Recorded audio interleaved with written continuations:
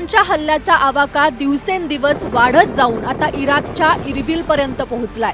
परिणामी इराणच्या हल्ल्यानं लागलेल्या आगीत फ्रान्सच्या एका लष्करी जवानाचा मृत्यू झालाय।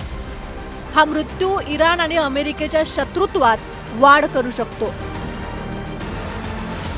इराणनं याआधीही इरबिलवर हल्ला केला होता, मात्र यावेळी तणाव वाढू शकतो, कारण या हल्ल्यात अशा एका जवानाचा मृत्यू झालाय जो या युद्धात प्रत्यक्षरित्या सहभागी नव्हता।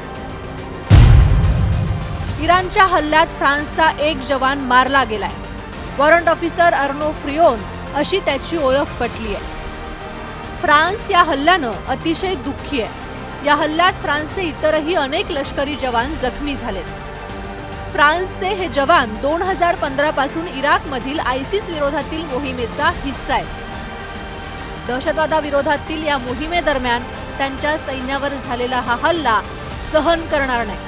या हल्ल्यामागे युद्धाचं कारण देता येऊ शकत नाही। याआधी फ्रान्सच्या लष्करी तळावर ड्रोन हल्ला झाल्याचं सांगण्यात आलं होतं, ज्यात 6 लष्करी जवान जखमी झाले होते।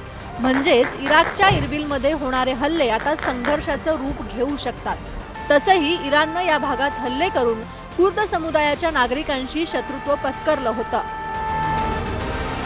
इरबिल कुर्द समुदायाचं सांस्कृतिक आणि राजकीय केंद्र आहे। इरबिलमध्ये 93% कुर्द समाजातील लोक राहतात आणि म्हणूनच इरबिलवरील हल्ला हा थेट कुर्द समुदायावरील हल्ला मानला जातोय।